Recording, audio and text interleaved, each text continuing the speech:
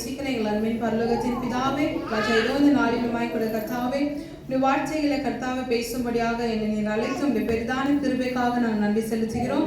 இதோ இந்த நாளில கர்த்தாவை பேசுகிற ஒவ்வொரு வார்த்தையும் நான் அல்ல கர்த்தாவை என்னை வெளிப்பட்டு மறைத்து நீர் பேசும்படியாக கர்த்தாவை நாம் ஜெபிக்கிறோம். இதை கேட்கிற ஒவ்வொரு தேவ பிள்ளைகளுக்கும் இந்த நாளுக்கான வார்த்தைகள் ஆண்டவர் பிரோஜனம் உள்ளதா இருக்க நீங்க கிருபை செய்யுங்க. கர்த்தர் ஒப்பு கொடுத்து ஜெபிக்கிறோம். இயேசுவின் நாமத்தில் ஜெபிக்கிறோம் பிதாவே, ஆமென். ஹல்லேலூயா. ஹல்லேலூயா. இன்னைக்கு வார்த்தைக்கு நம்ம எடுத்துக்க தலைப்புக்கு எடுத்து வாசிங்க. மத்தேயு 12வது அதிகாரம் 33வது வசனம். Matthew chapter 12 verse 33. வரம் நல்லதென்றால் அதின் கனியும் நல்லதென்று சொல்லுங்கள். வரம் கெட்டதென்றால் அதின் கனியும் கெட்டதென்று சொல்லுங்கள். மரமானது அதின் கனியினால் அறியப்படும். மரம் அதோடைய கனியினால தான் என்ன செய்யுமா அறியப்படும். ஸோ இங்கிலீஷ்ல இதை பார்க்கும்போது a tree is recognized by its fruit. So இன்னைக்கு நம்ம வார்த்தைக்கு இதை வச்சு தான் ஒரு தலைப்பு எடுக்கப்பட்டிருக்கு. அது என்னன்னா விசுவாசியின் பண்புகள். இங்கிலீஷ்ல பார்த்தோம் அப்படின்னா கேரக்டரிஸ்டிக்ஸ் ஆஃப் a believer. விசுவாசிகளுடைய பண்புகள். இப்போ ஒரு மரம் இருக்கு அப்படின்னு சொன்னா நம்ம அந்த மரத்தை எப்படி நம்ம பார்ப்போம்? ஒரு பெரிய மரம், அந்த பச்சை பசுமையா இருக்கிற ஒரு மரம், நிறைய கனி கொடுக்கிற ஒரு மரம், பூ நிறைய இருக்கிற ஒரு மரம் அல்ல செடி, இப்படிதான் நம்ம என்ன சொல்லுவோம், ஒரு மரத்தை நம்ம குறிப்பிட்டு சொல்லுவோம். அதே போல ஒரு மனுஷனா இருக்கும்போது நம்ம அவங்களுடைய குணங்களை தான் நம்ம சொல்லுவோம். எப்படி இவங்க ரொம்ப சிரிப்பா நல்ல ஸ்மைல் ஃபேஸ்ல இருப்பாங்க, இவங்க எப்பயுமே கோவமா இருப்பாங்க, இவங்க எப்பயுமே பொய் சொல்லுவாங்க, இப்படின்னா ஒவ்வொரு கேரக்டரிஸ்டிக்ஸை குறித்து தான் நம்ம பேசுவோம். அப்போ ஒரு மரத்தையே நம்ம எப்படின்னா அது கொடுக்குற ஒரு கனியின் மூலியமா தான் அது என்ன எப்படிப்பட்ட மரம் அப்படின்றத நம்ம சொல்லுவோம். இப்போ ஒரு வழி சொல்றோம் அப்படின்னா எப்படி சொல்லுவோம்? அவங்க ஒரு பெரிய ஆலமரம் இருக்குல்ல, அந்த பெரிய ஆலமரம் எவ்வளோ வருஷம் இருக்கனால பச்சையா இருக்கும், அந்த மரத்துக்கு பக்கத்துல இப்படி வாங்கணும். இல்லைன்னா சொல்லுவோம் அந்த காஞ்சி போன ஒரு மரம் இருக்கும், பூ எதுவுமே இலை கீழே இருக்காது, வெறும் அந்த மரம் மட்டும் இருக்கும், அந்த மரத்துக்கிட்ட இப்படியே வாங்கன்னு சொல்லுவோம் இல்லையா? அதே போலதான் இப்போ கிறிஸ்துவர்களுக்கும் விசுவாசிகளுக்குமே பார்த்தீங்கன்னா ஒரு சில குணங்கள் இருக்கணும். இதெல்லாம் இருந்தீங்க அப்படின்னா தான் நம்ம ஒரு கிறிஸ்துவர்களா தேவ பிள்ளைகளா ஒரு விசுவாசியா நீங்க சொல்லலாம், நான் சர்ச்சுக்கு போறேன், நான் ஒரு விசுவாசி ஆயிட்டேன் அப்படின்னு. ஆனா கிடையாது. ஆனா நம்ம கொடுக்க வேண்டிய ஒரு சில கனிகள், ஒரு சில காரியங்கள் இருக்கு, நம்மளுடைய கேரக்டரிஸ்டிக்ஸ் ஃபீச்சர்ஸ் இப்படிதான் இருக்குன்ட்டு. அது என்னன்னு ஒரு 7 காரியத்தை மட்டும் குறிச்சு ரொம்ப சுருக்கமா எனக்கு அவனுடைய வார்த்தையை நம்ம பார்க்கலாம். முதலாவது காரியத்துக்காக எடுத்து வாசிங்க. யோவான் 15வது அதிகாரம் 16வது வசனம். Matthew chapter 15 verse 16. நீங்கள் என்னை தெரிந்து கொள்ளவில்லை, நான் உங்களை தெரிந்து கொண்டேன். நீங்கள் என் நாமத்தினாலே பிதாவை கேட்டுக்கொள்வது எதுவோ அதை அவர் உங்களுக்கு கொடுக்கத்தக்கதாக நீங்கள் போய் கனி கொடுக்கும்படிக்கும் உங்கள் கனி நிலைத்திருக்கும்படிக்கும் நான் உங்களை ஏற்படுத்தினேன். முதல் காரியம் என்ன அப்படின்னா, கனி கொடுக்கிறவங்க தான் விசுவாசி. விசுவாசியோட கேரக்டரிஸ்டிக்ஸ் ஃபீச்சர்ஸ் முதல் என்னன்னு பார்த்தீங்கன்னா கனி கொடுக்கிறது. எப்படிப்பட்ட கனிகள் நம்ம வேதத்திலே பார்க்கும்போது நம்மளுக்கு ஒரு சில 9 கனிகள் சொல்லப்பட்டிருக்கு. அப்படி ஒரு கனி கொடுக்கிற ஒரு பிள்ளைகளாக, கனி கொடுக்கிற ஒரு விசுவாசிகளாக நம்ம இருக்கணும். இப்போ கனிகள் அப்படின்னு பார்த்தா நான் ஜெபிக்கிறேன், நான் துதிக்கிறேன், நான் தீர்க்க தரிசனம் பார்க்குறேன், நான் அந்நிய பாஷை பேசுறேன், ஆவிக்குரிய சபைக்கு போறேன், நான் பரிசுத்த ஆவியில நிரம்புறேன், பாட்டு பாடுறேன், இதெல்லாம் கிடையாது. கனி கொடுக்கிறது அப்படின்னு சொன்னா நம்மளுடைய நடத்தையிலே தெரியும். நம்ம ஒருத்தவங்க நம்ம பேசுறோம் அப்படின்னு சொன்னா நம்ம அவங்க கிட்ட எவ்வளவு பொறுமையா பேசுறோம், அவங்க கிட்ட எவ்வளவு அன்பா பேசுறோம் அப்படின்றத குறிச்சே தெரியணும். இவங்க பொறுமையா இருக்கிற ஒரு கனி கொடுக்குறாங்க அப்படின்னு சொல்லினா நம்ம செய்யற ஒவ்வொரு காரியம், நம்ம நடக்கிற ஒவ்வொரு விதங்கள்லயுமே நம்மளை பற்றிய ஒரு காரியம் கனி கொடுக்கறதா இருக்கணும். நீங்க ஒருத்தவங்க பேசுறீங்க, அவங்க கோவமே பட மாட்டாங்க, ரொம்ப சாந்தமா உங்கள்கிட்ட என்ன சொல்லுவாங்க, இந்த மாதிரி பிரச்சனை, இந்த மாதிரி காரியம் இருக்கு அப்படின்னு உங்கள்கிட்ட பேச முடியாது. உடனே கோவமா ஆக்ரோஷம் என்ன பண்ணி, நீ பண்ண, நீ இப்படி செஞ்ச, நீ அப்படி பண்ண, அப்படியே பேசாம நம்ம எப்படி பொறுமையா நம்ம பேசும்போது ஒரு நல்ல கனி கொடுக்குறோம். இது ஒரு சில காரியம். நம்ம நடக்கிற விதத்துல நம்ம எப்படிப்பட்ட வாழ்க்கையை வாழ்றோன்றதுல நம்ம கனி கொடுக்கிறவர்களா இருக்கணும். பாவம் கனி கொடுக்காதபடிக்கு ஆவிக்குரிய கனிகளை கொடுத்து, இதெல்லாம் ஏற்கனவே நம்ம ஒரே தலைப்பை நம்ம பார்த்துருக்கோம், ஊழியக்காரர்களும் பார்த்துருக்கிறாரு, நம்ம நிறைய காரியங்களை நம்ம கேட்டிருக்கோம். அதை சுருக்கமா நான் சொல்றேன். நம்ம கனி கொடுக்கிறவா வாசனை எடுத்து கொலோசியர் 1வது அதிகாரம் 10வது வசனம். Colossians chapter 1 verse 10. ஆனா நம்ம கனி கொடுக்கிறது எப்படி இருக்கணும் அப்படின்னு சொல்லி பார்க்கலாம். கொலோசியர் 1:10. சகலவித நற்கிரியையுமாகிய கனிகளை தந்து தேவனை அறிகிற அறிவால் விருத்தி அடைந்து கர்த்தருக்கு பிரியமுண்டாக அவருக்கு பாத்திரராய் நடந்து கொள்ளவும். எப்படி இருக்கணும்னா நல்ல கிரியை செய்கிறவர்களா நம்ம ஃப்ரூட் எப்படி இருக்கும்னா நம்மள செய்யற எல்லா காரியத்திலுமே, திரும்ப அந்த வசனத்தை வாசிங்க. சகலவித எல்லா காரியமும், நான் இதுல மட்டும் இருக்கேன்ல, எல்லாத்துலயுமே நற்கிரியையாகிய கனிகளை தந்து, நல்ல கிரியையின் கனிகளை தரணும். நாம எப்படிப்பட்ட கிரியைகள் செஞ்சு கொண்டு இருக்கிறோம் யோசிங்க. தேவனை அறிகிற அறிவில் விருத்தி அடைந்து, அதுல நம்ம விருத்தியாகி கர்த்தருக்கு பிரியமுண்டாக அவருக்கு பாத்திரராய் நடந்து கொள்ளணும். அவருக்கு பிரியமுள்ள ஒரு பாத்திரமா இருக்கணும். இதுதான் நாம கொடுக்கிற ஒரு கனி. கனி கொடுக்கறேன்னா நான் செடியா, நான் மரமா, நான் பூ கொடுக்கவும் முடியாது, காய் கொடுக்க முடியாதே, நான் எப்படி கொடுப்பேன் அப்படி யோசிக்காதபடிக்கு நல்ல கனிகளை கொடுக்கிற ஒரு ஆவிக்குரிய விசுவாசியாக நம்ம என்ன செய்யணும், மாறணும். எப்படி நல்ல கனி? அதுதான் நம்ம வேதத்துல சொல்லிக்கிற 9 கனிகள் எல்லாருக்கும் தெரியும். அதை திரும்ப எடுத்து வாசிக்கணும் அவசியம் இல்லை. அது மட்டும் இல்லை, நம்ம செய்யற எல்லா கிரியைகளுமே, நம்ம செய்யற வேலைகள், நம்ம செய்யற படிப்பு, நம்ம நடக்கிற நடைகள், நம்மளுடைய பேச்சு வார்த்தைகள், நம்ம எண்ணங்கள், எல்லாத்துலயுமே நல்ல காரியங்களை செஞ்சோம் அப்படின்னா அதுதான் நம்ம கொடுக்கிற கனி. அடுத்து எடுத்து வாசிங்க. 2வது காரியத்துக்குள்ள போலாம். Mark chapter 12 verse 30. மார்க் சுவிசேஷ புத்தகம் 12வது அதிகாரம் 30வது வசனம். உன் தேவனாகிய கர்த்தரிடத்தில் உன் முழு இருதயத்தோடும், உன் முழு ஆத்துமாவோடும், உன் முழு மனதோடும், முழு பலத்தோடும் அன்பு கூர்வாயாக என்பதே பிரதான கற்பனை. என்ன பண்ணணுமா? நம்ம ஆண்டவரை நேசிக்கணும். Love the Lord your God. இதுதான் நம்ம மார்க் 12:30 பார்க்கலாம். நம்ம ஆண்டவரை நேசிக்கிற ஒரு பிள்ளைகளாக இருக்கணும். ஆனா நம்ம எதெல்லாம் நேசிக்கிறோம் அப்படின்னா பாவத்தையும், பாவமான கிரியைகளையும், பாவம் செய்யற மனுஷர்களையும், பாவமான எந்த இடத்துல பாவம் நடக்குதோ அந்த காரியங்களை தான் நம்ம என்ன செய்யறோம், இதுதான் எனக்கு பிடிச்சிருக்கு, நம்ம செய்யற தவறான காரியம் இதுதான் எனக்கு பிடிச்சிருக்கு அப்படின்னு சொல்லி நம்ம அதையே பிடிச்சி தொங்கிட்டு இருக்கோம். ஆனா நம்ம ஒரு கிறிஸ்துவ பிள்ளைகளோ ஒரு விசுவாசியா இருக்கிறோம் அப்படின்னு சொன்னா நம்ம யாரை நேசிக்கணுமா? இயேசுவை நேசிக்கணும். உன் தேவனாகிய கர்த்தரை என்ன செய்யணும்? நேசிக்கிற பிள்ளையாக இருக்கணும். ஆனா நம்ம நேசிக்கிறது எல்லாமே எதெல்லாம் ஆண்டவருக்கு பிடிக்காதோ, எதெல்லாம் ஆண்டவர் வெறுக்க சொல்றாரோ அதெல்லாம் பிடிக்கும். ஆண்டவர் சொல்ல பாவம் செய்யாத, பாவம் தான் எனக்கு பிடிக்கும். அது பாவத்துல விதவிதமான பாவங்கள் இருக்கு. கலர் கலரா இருக்கிற பாவத்தை, அந்த பாவம் தான் எனக்கு பிடிச்சிருக்குன்னு சொல்லி நம்ம செஞ்சு கொண்டு இருக்கிறோம். அப்ப எப்படி நம்ம ஒரு கனி கொடுக்கிறவர்களா ஆண்டவர் நேசிக்கிறோம், எப்படி நம்ம கிறிஸ்துவ பிள்ளையை நம்ம எப்படி விசுவாசி அப்படி எப்படி நம்ம வாயை திறந்து நம்ம சொல்லிக்கிறோமோ, நம்ம கொடுக்கிற அந்த கனிகள்ல நம்ம எப்படி சொன்னா ஆண்டவரை நேசிக்கிற ஒரு பிள்ளைகளாக இருக்கணும். நம்ம செய்யற ஒரு செயல்களையும் நம்ம செயல்பாடுகளையும் தெரியணும் இவங்க கிறிஸ்துவ பிள்ளைகள். அவங்க பார்த்துட்டு நம்ம என்ன செய்யக்கூடாது, இவங்க எப்படிப்பட்ட பாவம் செய்யறாங்க, என்ன சர்ச்சுக்கு போறாங்க, எந்த சர்ச்சுக்கு போறாங்க, இவ்வளவு மோசமா இருக்காங்க அப்படி கேட்கக்கூடாது. இவங்க இந்த சர்ச்சுக்கு போறாங்க, ஆண்டவரை நேசிக்கிறாங்க, ஆண்டவருடைய பிள்ளைகளை நடந்துக்கிறாங்க அப்படின்ற ஒரு கனிகளை கொடுக்கிறவர்களாக நம்ம இருக்கணும். எடுத்து வாசிங்க. உபாகமம் 10வது அதிகாரம் 12வது வசனம். Deuteronomy 10:12.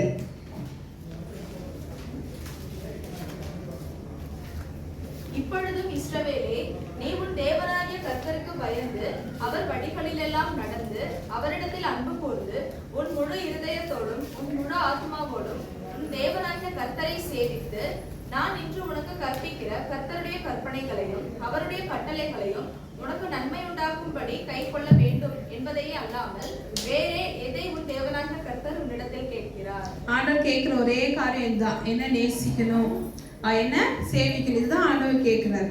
அப்போ ஆண்டவரை நம்ம எப்படி நேசிக்கணும் அப்படின்னா முழு ஆவியோடும் முழு ஆத்மாவோட நம்ம என்ன செய்யணுமா, ஆண்டவர் நேசிக்கணுமா. இப்போ நம்ம எப்படி நேசிக்கணும் அப்படின்னா ஒரு அறகுற மனசோட, ஐயோ நான் சர்ச்சுக்கு போய் ஆகணும், போல அப்படின்னா ஊழியக்காரர் திட்டுவாரு, நான் போலன்னா எங்க அப்பா அம்மா திட்டுவாங்க, நான் போல அப்படின்னா எனக்கு ஏதாவது பிரச்சனை வந்துடும் சொல்லி நம்ம என்ன செய்யணும், ஒரு அறகுற மனசோட ஏதோ ஒரு கடமைக்காக ஒரு கட்டாயத்துக்காக சரி நான் சர்ச்சுக்கு போயிட்டு வரேன், அங்கே துதிக்கும் போது அவ்வளோ ஐயோ எனக்கு கை வலி, இதனால கையை தூக்க முடியலையே, என்ன செய்யற கையை கீழே வச்சுக்க சரியா ஆண்டவர் ஆராதிக்காதபடிக்கு அவரை நம்ம செய்யற காரியங்கள் எப்படி சொன்னோமா முழு இதயத்தோட முழு ஆத்மாவோட. சபைக்குள்ள உட்காந்துக்கிட்டு நம்ம என்ன யோசிக்க கூடாது, ஐயோ நாளைக்கு வேலைக்கு போகணுமே, சர்ச்சு முடிஞ்சோடனே நான் வேலைக்கு போகணுமே, சர்ச்சு முடிஞ்சோடனே எனக்கு அந்த வேலை இருக்கு இந்த வேலை இருக்கு, நான் இங்கே போனோம் அங்கே போனோம் அப்படின்னு முழு ஆவியோட முழு ஆத்மாவோட சபைக்கு வந்துட்டோம் அப்படின்னா ஆண்டவரை நேசிக்கணும், ஆண்டவரை மட்டும்தான் நான் பின்பற்றணும், அவரை தான் நான் துதிக்கணும், அவரை தான் ஆராதிக்கணும். உங்க பக்கத்துல இருக்க மனுஷன் பாராட்டும்படியாக அல்ல, அல்ல ஊழியக்கார பாராட்டும்படியாக அல்ல, அல்ல உங்களுடைய யாரோ குடும்பத்தாருக்காக அவங்க சும்மா என்னை பார்க்குறாங்களே, இந்த சகோதரி என்னை பார்க்குறாங்களே, இவங்க முன்னால நான் இப்படி இருக்கக்கூடாது சொல்லி நடிப்புக்காக அல்ல. ஆனால் தேவனாகிய கர்த்தரை முழு ஆவியோட ஆத்மாவோட என்ன செய்யணுமா? நேசிக்கணும். நீங்க ஒரு விசுவாசியா இருக்கிறீங்க அப்படின்னா உங்களுக்கு இது தேவை, கேரக்டரிஸ்டிக்ஸ். இது இருந்தே ஆகணும். இது இருக்கலாம், இல்லாம இருக்கலாம், அப்படி கிடையாது. இது இருந்தே ஆகணும். இது இருந்தாதான் நீங்க ஒரு விசுவாசி. இது 2வது காரியம். 3வது காரியம் எடுத்து வாசிங்க. அப்போஸ்தலர் 5வது அதிகாரம் 29வது வசனம். Acts chapter 5 verse 29. அதற்கு பேதுருவும் மற்ற அப்போஸ்தலரும், மனுஷருக்கு கீழ்ப்படிகிறதை பார்க்கிறோம், தேவனுக்கு கீழ்ப்படிகிறதே அவசியமா இருக்கிறது. அடுத்து எப்படின்னு என்னன்னா கீழ்ப்படிதல். இது எல்லாமே பார்த்தீங்கன்னா ரொம்ப பேசிக்கான ஒரு ஃபீச்சர்ஸ் தான். அடுத்து ஆண்டோட சித்தம் இருந்தால் அடுத்த ஒருத்தருமே எனக்கு வார்த்தை கொடுக்கும்போது இன்னும் இதோடைய காரியங்களை தொடர்ந்து நம்ம பார்க்கலாம். இப்போ என்ன அப்படின்னு பார்த்தா கீழ்ப்படிதல். இதெல்லாம் நம்ம சண்டே ஸ்கூல்ல இருந்தே நம்ம சொல்லுவோம், கீழ்ப்படிங்க கீழ்ப்படிங்க கீழ்ப்படிங்க, ஆண்டவருக்கு கீழ்ப்படிங்க, பெரியவங்களுக்கு கீழ்ப்படிங்க. ஆனால் ஆண்டவர் இந்த வசனத்துல என்ன சொல்றாருன்னா, மனுஷர்களுக்கு கீழ்ப்படிதலை காட்டிலும் உன் தேவனுக்கு என்ன செய்யணுமா? கீழ்ப்படியணும். நம்ம ஆண்டவருக்கு கீழ்ப்படினோமா? எங்க மனுஷன் நீங்க கத்தி கத்தி சொல்லலையே நம்ம கேட்க மாட்டேங்கிறோம். அப்ப எப்படி தேவன் நமக்கு என்ன எப்படி பேசுறாருன்னே தெரியல. அவர் வார்த்தை மூலமா பேசும்போது எந்த வார்த்தை நம்ம எடுத்து படிக்கிறோம்? பைபிள் எடுத்து படிக்கிறோம். நம்ம எடுத்து படிச்சாதான் ஆண்டவர் நம்ம அது மூலியமா பேசுவார். நேருக்கு நேராக திட்டி கோவமா கத்தி இப்படி செய்யுங்க அப்படி செய்யுங்க நல்லதை சொல்ற காரியங்களே நம்ம உணர மாட்டேன்றோம். ஊழியக்காரர் ஒவ்வொரு வாரமும் போதிக்கும் போதும் சொல்லும் போதும் அதை நம்ம கேட்க மாட்டேன்றோம். இல்லை உங்க தாய் தகப்பன் சொல்லும் போதும் நீங்க கேட்க மாட்டேன்றீங்க. அப்ப எப்படி நம்மளுக்கு கண்ணுக்கே தெரியாத நம்ம ஆண்டவருடைய வார்த்தைக்கும் பேச்சுக்கும் கீழ்ப்படிய போறோம்? கீழ்ப்படிங்க. கீழ்ப்படிறீங்க அப்படின்னு சொன்னா அப்போதான் நீங்க வந்துட்டு ஒரு விசுவாசி. எடுத்து வாசிங்க. Isaiah chapter 1 verse 19. ஐசியா 1வது அதிகாரம் 19வது வசனம். நீங்க கீழ்ப்படிஞ்சீங்க அப்படின்னா கர்த்தர் உங்களுக்கு ஒரு காரியத்தை செய்வார். நீங்கள் மனம் பொருந்தி செவி கொடுத்தால் தேசத்தின் நன்மைகளை புசிப்பீர்கள். நீங்க கீழ்ப்படிஞ்சீங்க அப்படின்னா தேசத்தின் நன்மைகளை செய்ய முடியும், நீங்க புசிக்க முடியும். நான் கீழ்ப்படிய மாட்டேன், நான் சர்ச்சுக்கு போக மாட்டேன், நான் ஊழியக்காரர் சொன்ன பேச்சு கேட்க மாட்டேன், நான் துதிக்க மாட்டேன், ஆராதிக்க மாட்டேன், நான் ஆண்டவரை நேசிக்க மாட்டேன், நான் கனி கொடுக்க மாட்டேன், நான் என் பாவத்தை தான் செய்வேன், என் மீறுதலை தான் செய்வேன், நான் இப்படிதான் இருப்பேன்.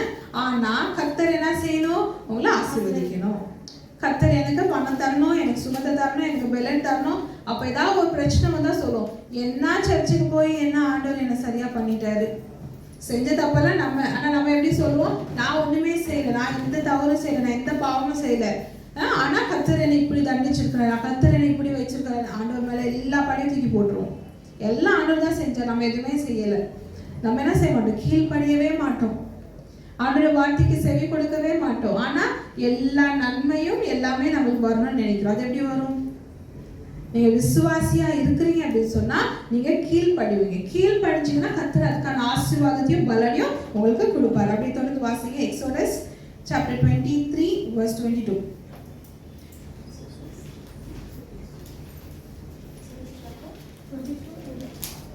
Exodus 23:22. நீ அவர் வாக்கை நன்றாய் கேட்டு நான் சொல்வதையெல்லாம் செய்வாயாகில் நான் உன் சத்துருக்களுக்கு சத்துருவாயும் உன் விரோதிகளுக்கு விரோதியாயும் இருப்பேன். ஆண்டவர் சொல்றதெல்லாம் கேட்டு நீங்க நடந்தீங்க அப்படின்னா ஆண்டவர் எப்படி இருப்பாரு? உங்களுடைய எனிமீஸ்க்கு அவர் எனிமி ஆயிடுவாரு. அவர் என்ன செய்வாரு? உங்களுடைய யாரெல்லாம் உங்களுக்கு துரோகம் செய்யறாங்க, யாரெல்லாம் உங்களுக்கு விரோதமா இருக்கிறாங்களோ கர்த்தர் அவங்களுக்கு விரோதமாக நின்று என்ன செய்வாரு? உங்களை ஜெயிக்கும்படியாக கர்த்தர் செய்வார். நீங்க ஜெயிக்கணும் அப்படின்னா நீங்க வாழ்ற இந்த வாழ்க்கையில இந்த உலகத்துல ஒரு விடுதலை உள்ள ஒரு வாழ்க்கை வாழணும், நான் வெற்றி உள்ள வாழ்க்கை வாழணும் அப்படின்னு சொன்னா நீங்க கீழ்ப்படிஞ்சீங்க அப்படின்னா கர்த்தர் உங்களுக்கு எதிரிக்கு எதிரியாக நின்று என்ன செய்வாரு? சண்டை போட்டு போராடி உங்களுக்கு ஜெயத்தை கர்த்தர் வாங்கி கொடுப்பார். கீழ்ப்படிதல் விசுவாசிகளுக்கு ரொம்ப முக்கியமான ஒரு காரியம், கீழ்ப்படியணும். அடுத்து 4வது காரியம், அப்போஸ்தலர் 3வது அதிகாரம் 19வது வசனம். Acts chapter 3 verse 19.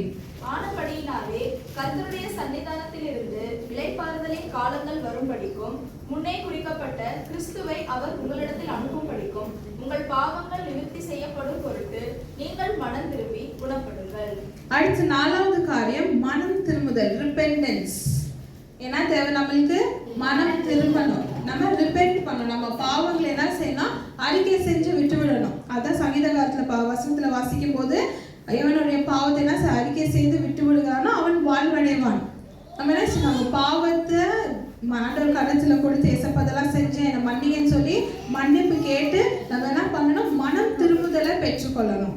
ஆனா நம்ம இப்ப என்ன செய்யறோம் அப்படின்னா, நம்ம செய்யற பாவம் நமக்கு தெரியும், இது ஒரு பாவம், நம்ம செய்யறது இது ஒரு பாவம், இது ஒரு தவறு, நம்ம சர்ச்சுக்கு போல இது ஒரு பாவம், நான் வேதம் வாசிக்கல இது ஒரு பாவம், நான் ஜெபிக்கல இது ஒரு பாவம், ஆவிக்குரிய வாழ்க்கையில நான் இல்லை இது ஒரு பாவம், நான் சிகரெட் குடிக்கிறேன், தண்ணி அடிக்கிறேன், நான் அங்க போறேன், ஊர் சுத்துறேன், எல்லாம் தெரியும். தெரிஞ்சுக்கிட்டே நம்ம செய்யற அந்த பாவத்தை, ஆனா சர்ச்சுக்கு வந்து நம்ம அந்த பாவத்தை அறிக்கை செய்யன்னு சொல்லும் போது நம்ம என்ன செய்ய, நான் எந்த பாவமும் செய்யல ஏசப்பா, நான் எந்த தவறுமே செய்யல ஆண்டவரே அப்படின்னு சொல்லி, அது எப்படி ஆண்டவர் நம்மளை மன்னிப்பார்? நீங்க இது ஒரு தப்பை செஞ்சுட்டீங்க அப்படின்னா தான் அதுக்கான மன்னிக்கணுமா மன்னிக்க கூடாதுன்னு ஆண்டவர் யோசிப்பார். ஆனா நீங்க என்ன செய்யுங்க, நான் தப்பே செய்யல, நான் தவறே செய்யல, நான் குற்றமே செய்யல அப்படின்னு நீங்க சொல்லும் போது கர்த்தர் அது எப்படி பாவத்தை மன்னிக்க முடியும்? நீங்க என்ன செய்யணும், பாவத்தை அறிக்கை செஞ்சு அதை விட்டுறணும். ரிபெண்ட், மனம் திரும்புதல். நம்ம இத்தனை வருஷம் ஆச்சு ஆவிக்குரிய வாழ்க்கையில வந்து, இத்தனை வருஷம் ஆச்சு விசுவாசியா இருந்து, இத்தனை வருஷம் ஆச்சு ஞானஸ்தானம் எடுத்து, இத்தனை வருஷம் ஆச்சு சபைகளுக்கு போய், ஆனா இன்னும் நம்ம என்ன செய்யறோம், அதே பாவமான காரியங்கள், அதே பாவமான காரியங்களை பிடிச்சுக்கிட்டு நம்ம என்ன செய்யறோம், பாவமே செய்யல, நான் தப்பே செய்யல, நான் குற்றமே செய்யல நம்ம இருக்கிறோம். அப்ப எப்படி நம்ம ஒரு விசுவாசியாக நம்ம இருக்க முடியும்? நீங்க பேருக்கு வேணா சொல்லிக்கலாம், நான் இந்த சபையோட விசுவாசி, நான் இப்படி ஒரு ஆண்டவருடைய விசுவாசி அப்படின்னு நீங்க பேருக்கு சொல்லிக்கலாம். ஆனால் நீங்கள் உங்களுடைய பாவத்தை நீங்க மனம் திரும்பாம இருக்கீங்க அப்படின்னா, இன்னும் பாவமான வழியில இருக்கீங்க அப்படின்னா, நீங்க ஒரு விசுவாசியோ கிறிஸ்துவர்களோ தேவ பிள்ளைகளோ கிடையாது. யாரும் சொல்லாதீங்க நான் ஒரு விசுவாசி, நான் ஒரு விசுவாசின்னு. உங்களை பாவத்தை பிடிச்சிட்டே நீங்க சொல்லாதீங்க. பாவம் இல்லையா, நான் மன்னிச்சுட்டு ஆண்டவர் கையில குடிச்சிட்டேன்னா எல்லாத்தையும் விட்டுணும். ஆனா கொடுத்துட்டு திரும்ப வெளியே போய் அதே பாவத்தை செய்யக்கூடாது, திரும்ப அந்த பாவத்தை நினைச்சு கூட பார்க்கக்கூடாது. அப்பனா நீங்கள் ஒரு விசுவாசி. கர்த்தர் விசுவாசியா நீங்க இருக்கணும் அப்படின்னு சொன்னா பாவ மன்னிப்பு நிச்சயம். அடுத்து 2 Chronicles 7:14, 2 நாளாகமம் 7வது அதிகாரம் 14வது வசனம். 2 நாளாகமம் 7வது அதிகாரம் 14வது வசனம். 2 Chronicles chapter 17 verse 14. என் நாமம் தரிக்கப்பட்ட என் ஜனங்கள் தங்களை தாழ்த்தி ஜெபம் பண்ணி என் முகத்தை தேடி தங்கள் பொல்லாத வழிகளை விட்டு திரும்பினால், அப்பொழுது பரலோகத்திற்கு நான் கேட்டு அவர்கள் பாவத்தை மன்னித்து அவர்கள் தேசத்துக்கு சேமத்தை கொடுப்பேன். அது எப்படி அப்படின்னா, அவருடைய முகத்தை நம்ம தேடி நம்ம பாவமான வழியில விடணும். ஆனா நம்ம என்ன செய்யறோம், சரி நான் வந்து பாவ மன்னிப்பு கேட்கணும், நான் வந்து மனம் திரும்பணும், நான் ரிபெண்ட் பண்ணணும் அப்படின்னு சொன்னா, சரி நான் சும்மா வாய்க்கு வந்து ஏசப்பா என் பாவத்தை மன்னிங்கன்னு நான் போயிட்டேன் அப்படின்னா அது மனம் திரும்புதலோ பாவ மன்னிப்போ கிடையாது. எப்படி? ஆண்டவருடைய முகத்தை நம்ம தேடணும். ஆண்டவருடைய முகத்தை தேடும் போது தான் அவருடைய முக பிரகாசம் நம்ம மேல என்ன செய்யும், வீசும். ஆனா நம்ம அவர் முகத்தை தேடாதபடிக்கு நாங்க முதல் சொன்ன மாதிரி இங்க வந்து பாவத்தையே நினைச்சிட்டு சும்மா வாயில மட்டும் நம்ம என்ன செய்யறோம், இந்த பாவம் செஞ்சு அந்த பாவம் செஞ்சு இந்த பாவத்தை உங்க கையில கொடுக்குறேன், எல்லாத்தையும் ஒப்பு கொடுக்குறேன், நான் மனம் திரும்புறேன், மனம் மாறுறேன். ஆனா உள்ள அந்த இதயத்துல என்ன செய்யணும், அந்த பாவத்தையே வச்சுட்டு, அந்த தப்பையே வச்சுட்டு, அந்த குற்றத்தையே வச்சுட்டு நம்ம பாவம் மன்னிப்பு கேட்கிறோம். ஆனா அப்படி கேட்காத வண்ணமாக ஆண்டோடைய முகத்தை தேடி உங்களுடைய பாவமான வழியை விட்டு திரும்பணும். பாவமான வழி இந்த பக்கம் நேரா போல பாவ வழி இருக்கா, சரி நான் நேரா போல கொஞ்சம் லெஃப்ட் எடுத்து போயிடுறேன், அப்போ அந்த பக்கம் நல்ல வழி இருக்கு. அப்படி இது தவறான பாதை அப்படின்னு நம்ம தெரிஞ்சுக்கிட்டே நம்ம என்ன செய்யறோம், அதே வழியில நடக்கிறோம். பாவத்தையும் குற்றத்தையும் நம்ம சுமந்து கொண்டு இருக்கிறோம் அப்படின்னு சொன்னா நம்ம விசுவாசிகள் கிடையாது. நம்ம விசுவாசிகளா இருக்கிறோம். விசுவாசி இன்னும் நீங்க மாறணும், இன்னும் உங்களுடைய இதயத்திலேயே நான் ஒரு விசுவாசியா மாறணும், ஏசப்பா எனக்கு தவறுல இதெல்லாம் தெரியாம நான் இன்னும் வச்சிருக்கேன்னா மனம் திரும்புங்க. மனம் திரும்பும் போது நீங்கள் ஒரு விசுவாசி, தேவனுடைய பிள்ளைகளாக நீங்க மாற முடியும். அடுத்து 5வது காரியம் எடுத்து வாசிங்க. 1 Corinthians chapter 10 verse 31. 1 கொரிந்தியர் 10வது அதிகாரம் 31வது வசனம். 1 Corinthians chapter 10 verse 31. ஆகையால் நீங்கள் புசித்தாலும் குடித்தாலும் எதை செய்தாலும் எல்லாவற்றையும் தேவனுடைய மகிமைக்கு என்று செய்யுங்கள். அடுத்து அஞ்சாவது காரியம் என்னன்னு பார்த்தீங்கன்னா பர்பஸ், நோக்கம் இல்ல குறிக்கோள், கோல் அப்படின்னு சொல்லலாம். நம்ம வாழ்ற இந்த வாழ்க்கை என்ன நோக்கத்தை வச்சு நம்ம வாழ்றோம்? இதை பத்தி நான் நிறைய சொல்ல அவசியம். ஏன்னா போன வாரம் வரைக்கும் ஊழியக்காரர் 7 பாகமா வந்துட்டு அழைப்பை குறிச்சு பார்த்தாரு. அதுலயே இது எல்லாமே வந்துருச்சு. நம்ம என்ன நோக்கத்துல நம்ம வாழ்ந்து கொண்டு இருக்கிறோம்? நம்ம எப்படி வாழ்றோம் அப்படின்னா, ஏதோ வாழ்க்கை போற பக்கத்துல அது அப்படியே அந்த ஃப்ளோல நானும் அப்படியே போறேன். பாவம் கூப்பிட்டுச்சுன்னா பாவத்து பின்னால போறேன், சர்ச்சு கூப்பிட்டா சர்ச்சு பின்னால போறேன், வேலை கூப்பிட்டா வேலை பின்னால போறேன் அப்படின்னு சொல்லி ஏதோ ஒரு கடமைக்காக ஏதோ ஒரு வாழ்க்கையை வாழ்ந்து கொண்டு நம்ம இருக்கோம். ஆனா நம்மளுடைய நோக்கம் என்ன நோக்கத்தோட நம்ம வாழ்றோம்? இந்த வசனத்தை நம்ம வாசிக்கும் போது, நீங்க சாப்பிட்டாலும் நீங்க குடிச்சாலும் நீங்க செய்யற எல்லா காரியத்திலும் நீங்க எப்படி செய்யணும்? ஆண்டவரை மகிமைப்படுத்தும்படியாக நீங்க செய்யணும். ஆண்டவர் மகிமைப்படுறாரா? நீங்க செய்யற காரியத்துல மகிமை அடைகிறாரா? நீங்க போயிட்டு பாவம் செய்யும் போது ஆண்டவர் மகிமை அடைவாரா? எப்படி அடைவாரு? நீங்க செய்யறதே பாவம், ஆண்டவர் பிடிக்காத ஒரு காரியம். அப்ப எப்படி ஆண்டவர் மகிமை அடைவார்? அப்ப நம்ம என்ன செய்யறோம்? நம்மளுடைய இஷ்டத்துக்கு தான் நம்ம அலையறோம். ஆண்டவருடைய பர்பஸ், அந்த நோக்கத்துக்கு பின்னால நம்ம இல்லை. நம்ம என்ன செய்யணும் அப்படின்னா, அதை ஃபர்ஸ்ட் புரிஞ்சுக்கணும். நம்மளுடைய அழைப்பு என்ன?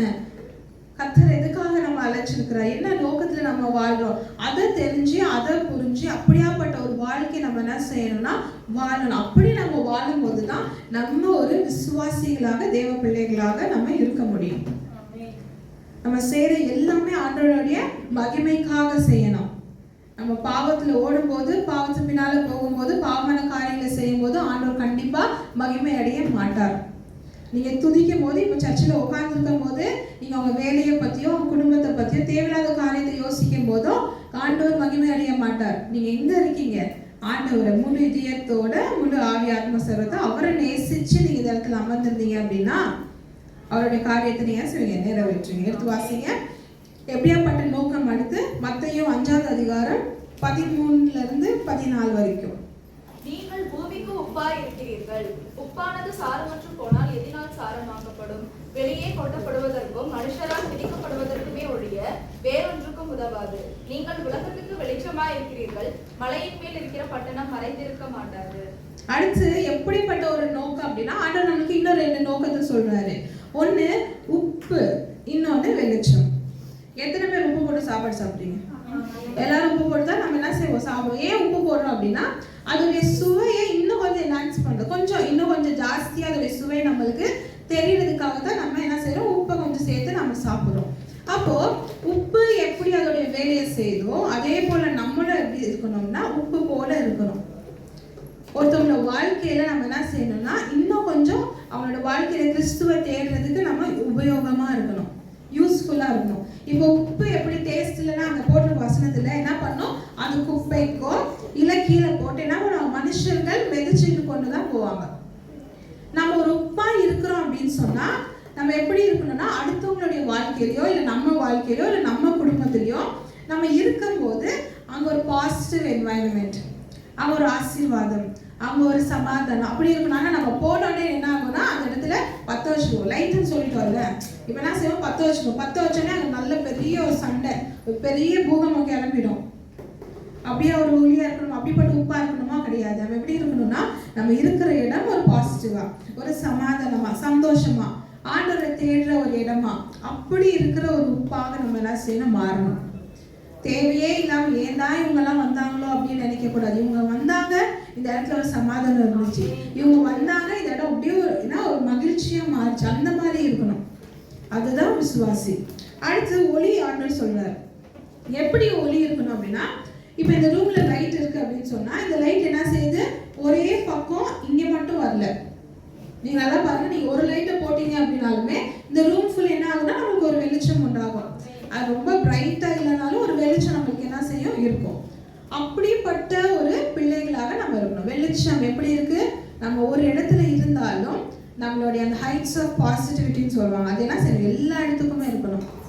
ஆனா நம்ம என்ன செய்யறோம், என் வெளிச்சம் வேற யாருக்கும் போயிடக்கூடாது, எனக்குள்ளேயே இருக்கணும் அப்படின்னு சொல்லி என்ன செய்வோம், நம்ம நமக்குள்ளேயே வச்சுக்குவோம். வெளியே வேண்டாம், யாருக்கும் தெரியக்கூடாது, நான் கிறிஸ்துவ பிள்ளைன்னு யாருக்கும் தெரியும். நம்ம வெளியே போனாலும் நம்ம என்ன செய்வோம், நான் கிறிஸ்டியன் அப்படின்னு சொல்றதுக்கு நம்ம என்ன செய்வோம், கொஞ்சம் கூச்சப்படும்.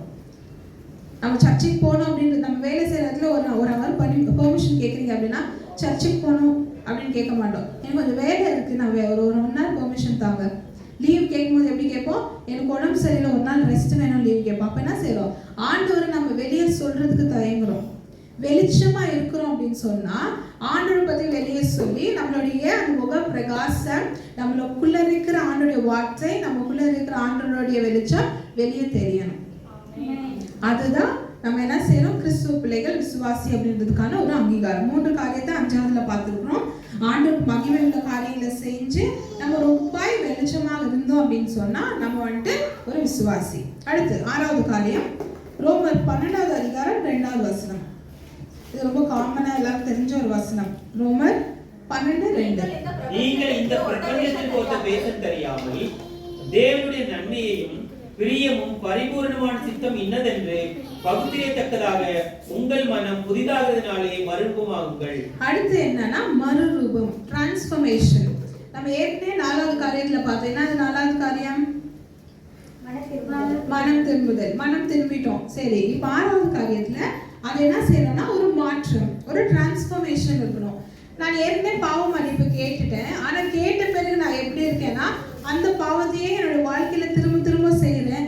அதே இஷ்டம் போல என் இஷ்டம் போல நான் அலைஞ்சிட்டு இருக்கேன்.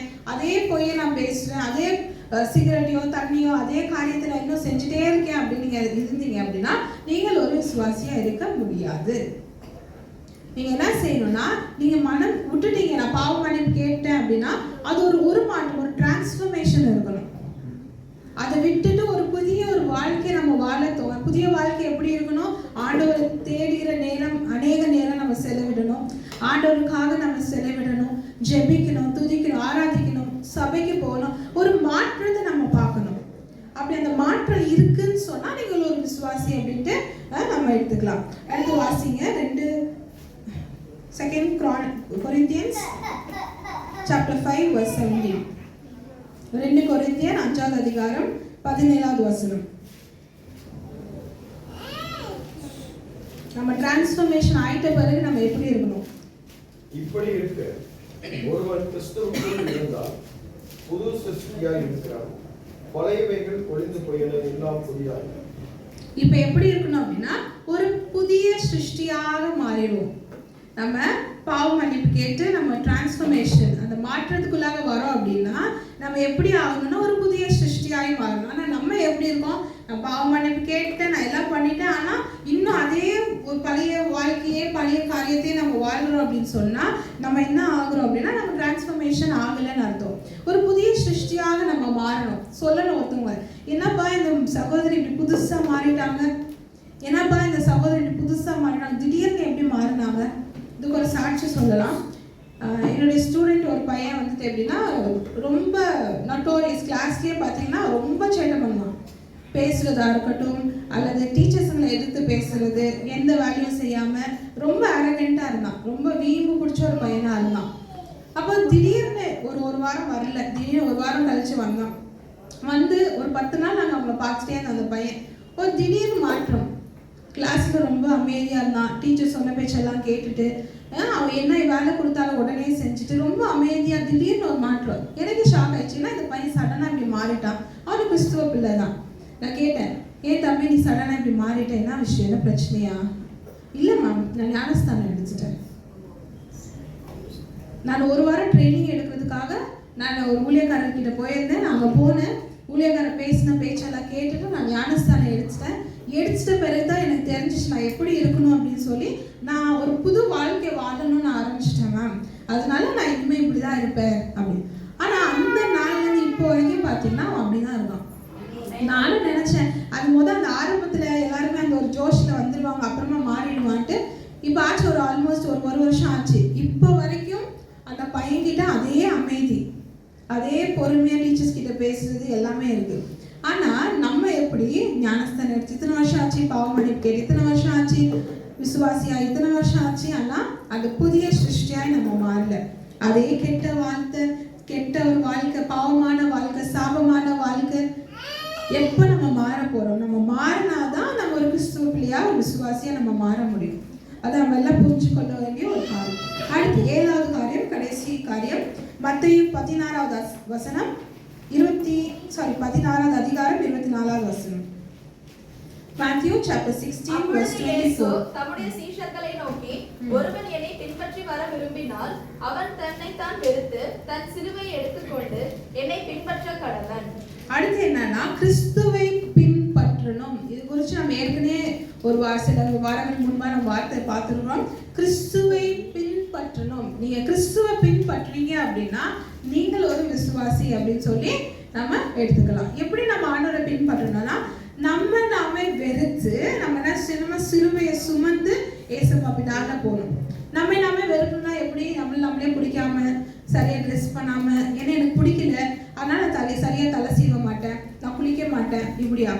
நாமே வெறுத்துனா நம்மளோட சுயத்தை சாகடிச்சு, சுயமா நம்மளுக்கு என்னென்ன வேணும், ஒரு பாவம் பிடிக்கும், நம்மளுக்கு சுயமா ஒரு சில காரியங்கள் பிடிக்கும், அதெல்லாம் வெறுத்து இதெல்லாம் எனக்கு வேண்டாம், ஆண்டவர் தான் வேணும்னு சொல்லி அந்த சிலுவையை பிடிச்சிட்டு நம்ம அவர் பின்னால போகணும். அவர் பின்னால நம்ம போகிறோம் அப்படின்னு சொன்னா நம்ம ஒரு கிறிஸ்துவ பிள்ளை, தேவனுடைய பிள்ளைகளா நம்ம என்ன செய்யலாம், இருக்கலாம். அடுத்து வாசிங்க யோவான் 8வது அதிகாரம் 12வது வசனம். John chapter 8 verse 12. ஆண்டவர் பின்னால நடந்தா நமக்கு என்ன நடக்கும்? மறுபடியும் இயேசு ஜனங்களை நோக்கி, நான் உலகத்திற்கு ஒளியாய் இருக்கிறேன், என்னை பின்பற்றுகிறவன் இருளிலே நடவாமல் ஜீவ ஒளியை அடைந்திருப்பான் என்றார். நம்ம ஆண்டவர் பின்னால போறோம் அப்படின்னா, நம்ம ஆண்டவர் வெளிச்சமா இருக்கிறாரு. நம்ம ஏற்கனவே வெளிச்சத்தை பத்தி பார்த்துட்டோம். ஆண்டவர் வெளிச்சமா இருக்கிறாரு. நம்ம இப்ப அவர் பின்னால போகும்போது நம்மளுக்கு என்ன செய்யும் அப்படின்னா, இருளில நடக்க வேண்டிய காரியம் நம்மளுக்கு இல்லை, வெளிச்சம் மட்டும்தான் நம்மளுக்கு இருக்கும். நீங்க இப்போ ஒரு லைட் இருக்குன்னு வச்சுக்கோங்க, இருட்டா இருக்கு இன்னொரு பக்கம், நான் என்ன செய்யறேன், வெளிச்சத்துக்கு பக்கம் போகாம இந்த இருட்டு பக்கமே நான் போறேன், இந்த பக்கமே நான் போறேன் அப்படின்னு சொன்னா என்ன ஆகும்? கண்ணு தெரியாது. நம்ம என்ன செய்வோம், தெரியாம காலில் ஏதாவது மெரிச்சிடுவோம், இல்லை கீழே விழுக சான்ஸ் இருக்கு. ஆனால் வெளிச்சம் எங்க இருக்கும்? அந்த வெளிச்சத்தின் பின்னால நம்ம போகணும். வெளிச்சம் இயேசு கிறிஸ்து. அவர் பின்னால போறோம் அப்படின்னா நம்மளோட வாழ்க்கை எப்படி இருக்குமா? வெளிச்சமா, பிரகாசமா, ஒரு இருள் இருக்காது. ஆனால் நம்மளோட வாழ்க்கை எப்படி இருக்கு? நீங்களே யோசிச்சு பாருங்க. நான் சொல்லணும் அவசியம் இல்லை, நீங்களே யோசிச்சு பாருங்க. என் வாழ்க்கை எப்படி இருக்கு? வெளிச்சமா இருக்கா? நன்மையும் ஆசீர்வாதமும் செழிப்பும் எல்லாத்துலயும் நல்லா இருக்கேனா? இல்லை. அப்போ ஆப்போசிட்டா இருக்கேன்னா நான் இருளுக்குள்ள நடந்துட்டு இருக்கேன். நம்ம என்ன செய்யணும்? வெளிச்சத்தின் தேவனை பின்பற்றுகிற ஒரு பிள்ளைகளாக இருக்கிறோம் அப்படின்னு சொன்னா அப்போ நம்மளோட வாழ்க்கையில இருள் இருக்காது, இருளின் அதிகாரம் இருக்காது. இருளின் அதிகாரம் என்ன? சாபமும் சாத்தானும் பாவமான கிரியைகளும், அதெல்லாமே இருக்காது. அடுத்து எடுத்து வாசிங்க கடைசியா மத்தேயு 10வது அதிகாரம் 38வது வசனம். Matthew chapter 10 verse 38. தன் சிலுவையை எடுத்துக்கொண்டு என்னை பின்பற்றாதவன் எனக்கு பாத்திரன் அல்ல. ஆண்டவரை நீங்க பின்பற்றாம இருக்கிறீங்க அப்படின்னா, உங்களோட சிலுவையை சுமந்து ஆண்டவரை பின்பற்றாம இருக்கிறீங்க அப்படின்னா நீங்க ஆண்டவருக்கு பாத்திரமா இருக்க மாட்டீங்க. இன்னொரு வார்த்தை பாத்திரத்துக்கு இங்கிலீஷ்ல worthyன்னு சொல்லலாம் அல்லது எலிஜிபிலிட்டின்னு சொல்லலாம். உங்களுக்கு எந்த ஒரு தகுதியுமே இல்லை, தகுதி அற்றவர்களாக நீங்க சபைக்கு வந்தாலும் தகுதி இருக்காது. ஏன்னா நீங்க ஆண்டவரை பின்பற்றல. இப்போ சொல்லப்பட்ட இந்த 7 காரியத்தை நம்ம செய்யல அப்படின்னா நம்ம தகுதி இல்லை, நமக்கு எலிஜிபிளே இல்லை.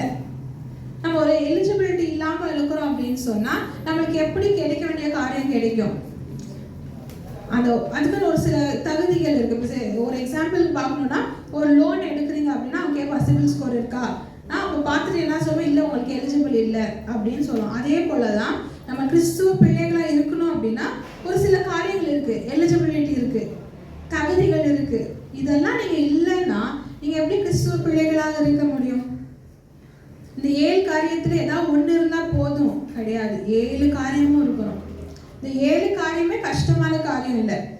நான் ஏற்கனவே சொன்ன போல எப்படின்னா, சின்ன பசங்களுக்கு நம்ம சண்டே ஸ்கூல்ல சொல்ல மாதிரி கீழ்ப்படிங்க, ஆண்டவரை தேடுங்க, ஆண்டவரை நேசிங்க, இதெல்லாம் நீங்க செய்யணும். இன்னும் அநேக காரியங்கள் இருக்கு. நம்ம ஃபீச்சர்ஸ் வர வாரத்துல அதோட சுத்தமான நம்ம அதெல்லாம் பார்க்கலாம்.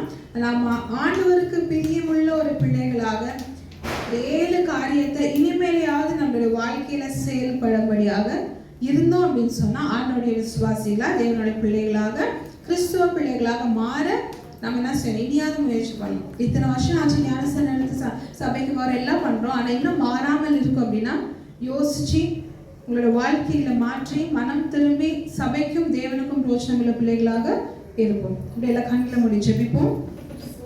ஸ்தோத்திரம் இயேசுவே, ஸ்தோத்திரம் பிதாவே, எங்கள் அளவுக்கும் அதிகமாக நேசிக்கிற எங்கள் அன்பின் பரலோகத்தின் பிதாவே ராஜா, இதோ இந்த நாளில கிறிஸ்துவர்களின் பண்புகள், கேரக்டரிஸ்டிக்ஸ் ஆஃப் அ பிலீவர் அப்படின்னு சொல்லி ஒரு சில 7 காரியங்களை குறித்து நாங்கள் பார்த்துருக்கிறோம். பார்த்த அந்த 7 காரியங்களும் கர்த்தாவே இது வந்திருக்கிற தேவ பிள்ளைகளுக்கும் கேட்குற ஒவ்வொருத்தருக்கும் இது வசனங்கள் பிரோஜனமாக இருந்த கிருபை செய்ய அப்பா. இதன் பற்றிய ஆண்டவரே அவங்க கேட்டதை அப்படியே நடக்க அவங்களோட வாழ்க்கையில நீர் தாமே அவரை செயல்படும்படியாக கிருபை செய்யுங்க. ஒவ்வொருத்தரும் கிறிஸ்துவ பிள்ளைகளாக தேவ பிள்ளைகளாக விசுவாசிகளாக இருக்க அப்பா நீ தகுதி பெறுகிற அப்பா ஸ்லாக்கியத்தையும் வாக்கியத்தையும் நீர் கொடுக்கும்படியா நாங்கள் ஜெபிக்கிறோம். கருத்தில் ஒப்பு கொடுத்து ஜெபிக்கிறோம். இயேசுவின் நாமத்தில் ஜெபிக்கிறோம் பிதாவே, ஆமென்.